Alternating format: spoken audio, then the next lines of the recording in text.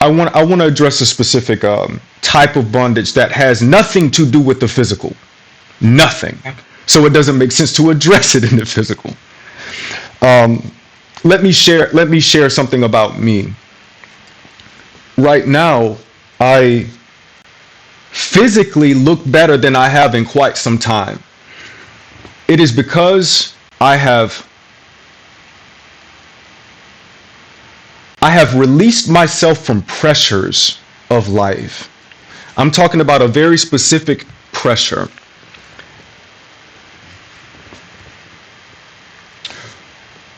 There's a bondage that people who have answers and insight and resources, wherewithal, know-how, there's a bondage that you carry unless you've dealt with it and you are aware. There is pressure that people put on you.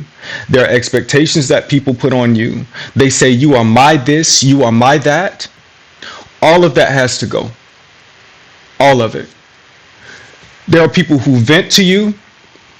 They call you when things are bad and they're dumping all of that energy on you. They leave the conversation feeling absolutely fine, but it doesn't matter how your day was going. It doesn't matter what you were doing. All they know is you were the thing that can help them in that moment. So then what happens in their mind is they set a mechanism. Anytime I feel this way, I can call this person. So then you get in the cycle of getting dumped on. Okay? Because you have answers, you have insight. I must share with you, I have failed. If you don't leave me better off, I'm not something to dump on. I'm not something to vent to. I will not aid in validating your anger or your bitterness or your sadness. That can't exist in our interaction because it doesn't exist in me. The free mind doesn't. The free mind is not consumed by those things because it recognizes those things are bondage. Now look at how we can create another welcome mat for the bondage and say it's a good thing. There are people who are not understood by the masses. They are observed. They want embrace. They want love from others. They want to have a sense of it's simply just fitting in socially. This is a mechanism that happens when we begin people pleasing. The person with insight, the person with wherewithal finds themselves playing the game that everyone else is. They find themselves playing that game unknowingly. And they have fit themselves in this space because they like the attention that comes with being able to help other people. Now, if that mind is not clear, it says the dumping, the venting. Whenever somebody says I'm valuable to them, whenever I've helped, it makes me feel like I belong. So they create a space in themselves to carry the bondage of others, to be the fixer. So whenever somebody's pressured, and I'll be honest with you, the way it works with me is this. The people who would say I don't have anyone to talk to, they call me. So what they dump on me is something serious. It's typically both mental and spiritual. You see. So and the reason it's happening is because someone has to do something about it. So let me tell you what I have been personally allowing. I've allowed the drain. I don't allow bondage, but I have allowed people to take my energy. I've absolutely allowed that. No, people can observe that I'm exhausted. They can observe it and still ask for something. It's not their concern. They simply want to be free, feel better, experience some bliss. It does not matter what's going on with me. Because that is the truth, I have to be responsible to myself and say, I cannot participate in this. Yeah. I don't carry it. So this is, and I'm not allowing the drain anymore either. So if one is coming with a problem set and they desire resolution, we can do something. Okay. But if the intent is not resolution, then you desire bondage. I have to reject that. It doesn't belong in me. It doesn't belong in you. It can't be in our conversations. So you'll hear people describing their anger, um, and you will hear them, even clear-minded people, have moments where they slip into just strict emotionalism, and they begin to say things that are harmful about people. They begin to describe really bad things, really bad things. Each should check their words in the same way that you were describing the mirror. Your words are a reflection of what's on the inside. What are you saying? There's a lot of anger that comes at me. There's a lot of confusion that comes at me. So the remedy is always love. But for those who have been the fixer, the leader, the one everybody calls, you carry a very specific type of weight. This is mental bondage. Okay? And what you need to know is it is not your responsibility to fix other people's problems. Your responsibility That needs to be said again. your responsibility is to learn yourself and figure out your own journey. Anything else is additional. So people are not allowed to make you feel bad about the fact that they didn't get to tear you down today. That you have to get rid of that space in your mind. People pulling constantly. I just want to talk to you, and they are unaware. They are unaware. They think that they're the only one doing it. It's plenty. They'll think that the connection they have with you is exclusive, because in their mind they've never had a connection like this with anyone else. They don't know everybody else is saying that same thing to you. They're grafting you into their lives and giving you a position to fill. And if that position is not about your freedom, you don't take it. Is that clear? I'm going to tell you what you said when you said, are you going to allow someone to tear you down today? Was so perfect, because I'll be the first to raise my hand. I'm guilty of that. I was that person. And accepted it as martyrdom for when I did want to lash out, I was able to give myself justification. Like,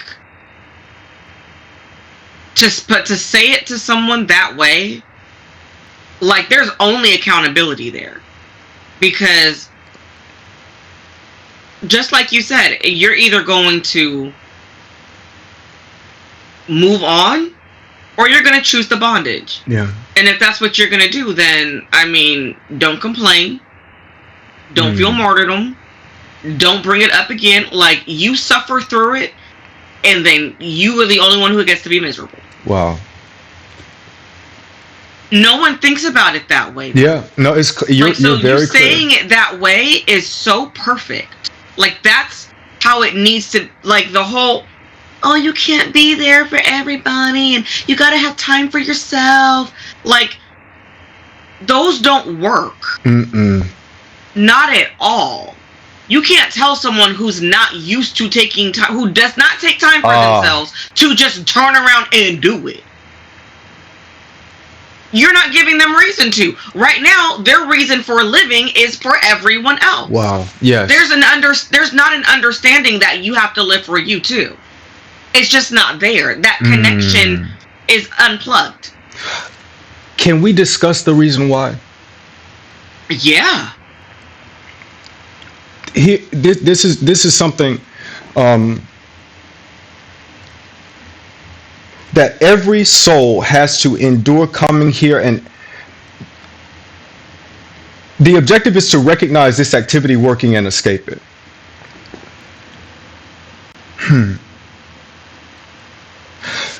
We have words like selfish that have negative connotation. We have words that mean if you take care of yourself and you're not including other people, it's wrong. It's wrong. Yep. Now, that only comes from a mind that wants to be taken care of. Is that clear? So this is what we're enduring. This is part of the bondage. Let's just really talk about the game. You won't have the people in bondage walking around admitting that's their case. Everyone is pretending to be free. This is the truth of the matter. This is the game. While that's happening, there is no one in bondage who wants you to be free. It doesn't exist. They want you to be in the same space they are. So go into it recognizing that everyone is pretending to know something. Everyone is pretending to have it all together. It is untrue. Once you talk to them on the phone for a little bit, you can, oh, no, no, no. I see what this is. It's just another part of the game. But we wire pretending into our interaction. It's almost implied that a person is pretending. It's almost implied that there's something hidden. You understand? And this is the problem set. So we never tell a person, learn you. Figure you out. Instead, we say, this is what you should be. This is what you should do. This is what you are to me.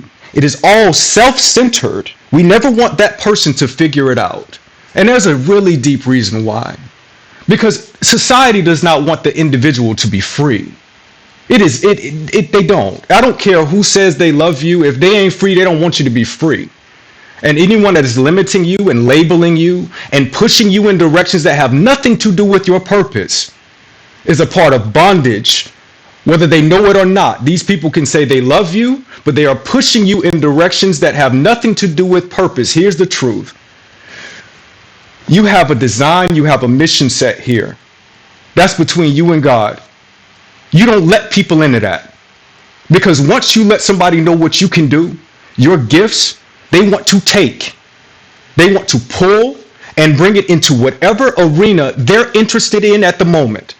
This is what people are doing to one another. So we don't look and say, okay, a child. We won't look at a child and say, what are you naturally interested in?